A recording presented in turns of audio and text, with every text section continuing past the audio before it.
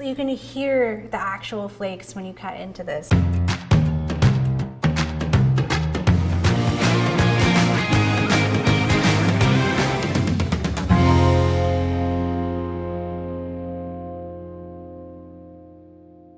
Hi, I'm Nicole Rucker from Fat and Flour Bakery in Los Angeles, California, and today I'm going to be making a cherry apple crumble top pie using Miyoko's European-style cultured vegan butter and cashew cream cheese. I love using Miyoko's vegan butter because it is the vegan butter that tastes the best. It has a really beautiful cultured flavor that adds a lot to the pie crust by itself. If you can't taste your pie crust raw and enjoy it, then you're not going to enjoy it once it's baked into a pie.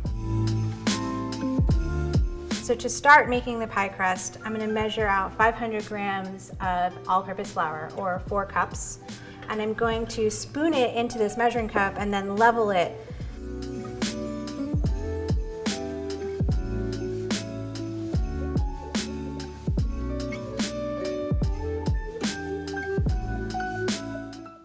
So today we're using the Miyoko's cultured vegan butter in the salted variety because I like to use this butter in particular salted. It just adds like an extra bit of flavor to your pie dough, the seasoning.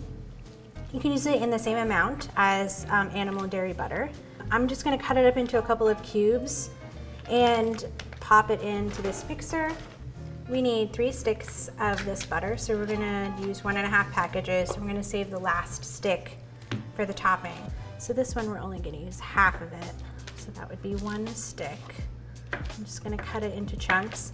And the chunks of butter that you cut can be in varying sizes because different sizes of butter, as they mix into the flour, are going to make different amounts of flakiness in your pie dough. So we're going to turn it on slow and we're just going to let it mix together on the lowest speed, and it's going to form different sized chunks of butter as it incorporates into the flour. So it's almost ready. It happens really fast already. So you can see it's kind of like shaggy little peas. There's little chunks of butter, and this butter tastes so good. Like once you get a chunk that forms into a flake, it's going to be really delicious. Here's actually a little bit of a flake right here. This is going to make a beautiful piece of pie dough, this little section. So the next step in making this pie dough is kind of my signature move. Instead of adding dry sugar to the flour and butter mixture, we're going to add it to some hot water. And this hot water can be just off the boil if you have a kettle, or it can be the hottest water that comes out of your tap. And we're going to add a tablespoon of apple cider vinegar. So the apple cider vinegar is another secret trick. Apple cider and acid in general shortens gluten strands and prevents things from getting too chewy. So we're adding it to the water as an insurance policy. I'm adding apple cider vinegar because it tastes really good, and I like everything to have a purpose in the recipe. So it melts in to the water pretty quickly, and then what you want to do is cool it down because you don't want to put hot water into your pie dough. So we're going to put a couple of ice cubes in there to chill it. So we're going to turn the mixer on low speed, and then I'm going to shield so that the ice cubes can't come out, and slowly drizzle in the cold liquid into the machine.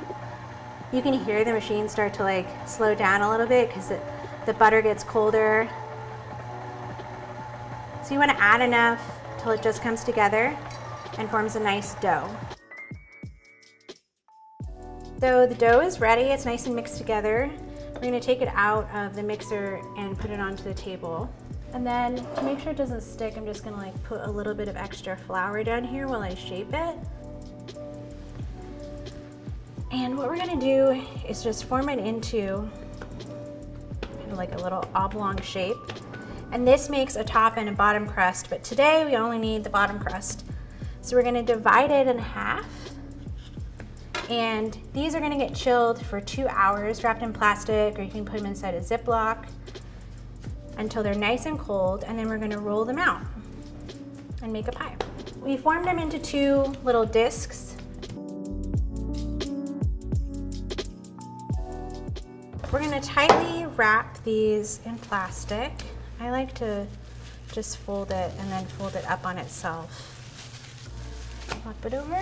We can put these in the fridge. So we're going to chill them for 2 hours before we roll them out. It's important that we chill them because we need the gluten to rest before we roll it out. That'll make sure we have tender flakes and not tough, chewy flakes. The other thing that the chilling does is it makes the butter cold again, and when the butter is cold, when it goes into the oven, it melts and the water in the fat will evaporate. And when that happens, that's when you create a flake. So we need cold, cold, cold, and then into hot, hot, hot oven. And that's how you get flaky pie crust.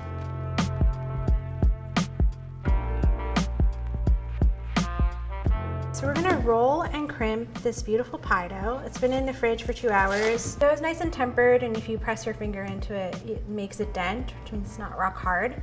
And it's ready to roll. So we just wanna put some flour. You can liberally flour your surface, and then you wanna flour the top.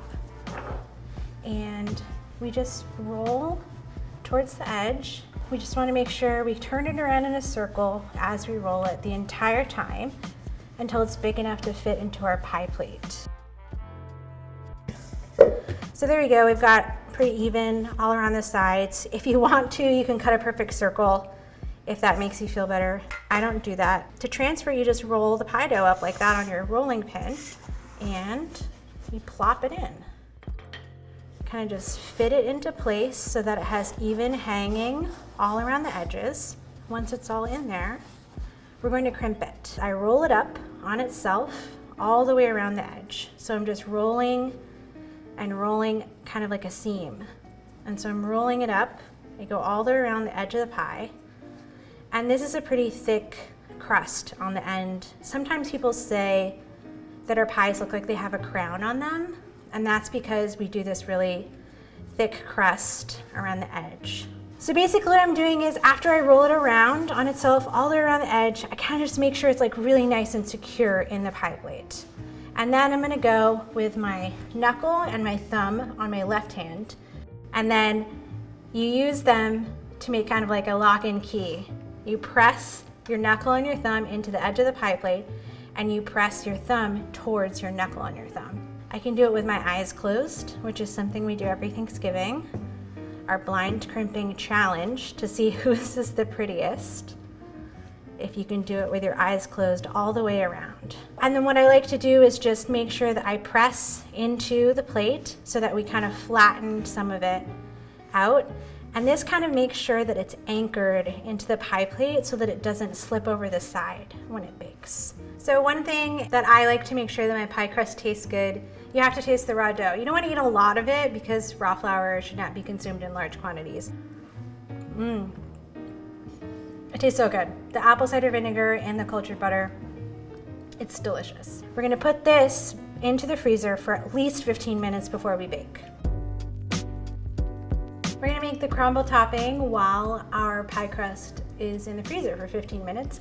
To start, we're gonna put in some of this butter. We have oats, we have brown sugar, we have all-purpose flour, and you can mix them all together in one bowl, just like that. And then this butter is nice and soft, so it's gonna mix in really quickly. And you kind of break off like little pieces to get it in there. And you mix it up. And it just makes like a very rustic, crumbly topping. It's basically ready to go, that's it. What you'll see is that like there's some parts of it that are super chunky and squeezed together, and those can make like lumps on the top. And then there's some flour and some sugar and some oats, and those will kind of sink into the pie and help to thicken it even further. A little special surprise inside some of our fruit pies is an extra barrier of cream cheese that lines the crust, just to prevent in case you get a soggier pie filling, like if the filling has macerated for a long time and it's really juicy. So I like to just take this beautiful Miyoko's cashew cream cheese with like the back of a spoon, and you spread it over the base of the pie crust. So I'm just gonna lightly spread it. And again, this pie crust has been in the freezer for 15 minutes. It's nice and cold and ready to put into the oven. You're gonna put it all the way up the side so that it gets into the curve. The next thing is the apple cherry pie filling, and I'll be filling the pie with a cherry apple filling that I've made in advance. This is seasoned with pre-cooked apples, Meyer lemon, vanilla bean, bourbon, sugar, and it has sour cherries in it. And we just spoon it into the shell and get as much of it in there as we can. So you put on your beautiful crumble all over the surface. You're putting a lot of crumble on here, and I know it looks kind of like overkill, but that butter is gonna melt into the pie and it's gonna season it further. It's gonna make a nice sauce in there. So I'm gonna put this in the freezer for another 15 minutes, and then we're gonna pop it in a 350-degree oven. It's gonna bake for about an hour and 10 minutes until the juices are bubbling up from the edges and everything is boiling. It's a really crucial point of baking. It has to boil or it's not done.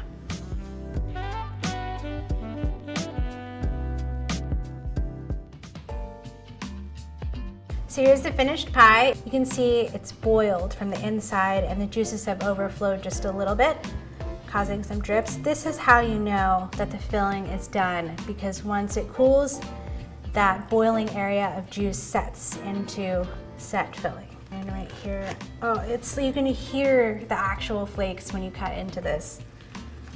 Maybe if you listen, I'll stop talking, you can hear it on this side. So flaky, oh my gosh. You can see them already coming off on the knife right here. Oh my gosh, it's gonna be really great. I'm gonna take a nice slice, and then you'll be able to see all the gorgeous flakes on the edge. You can hear it still, oh my gosh. So you can see all this flakiness right here on the side.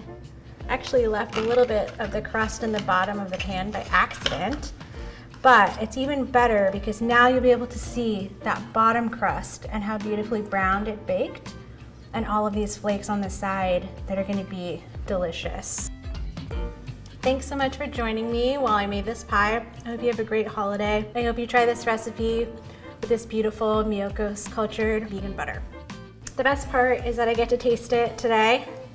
We don't actually eat that many pies when you make a lot of pies. So this is a special treat.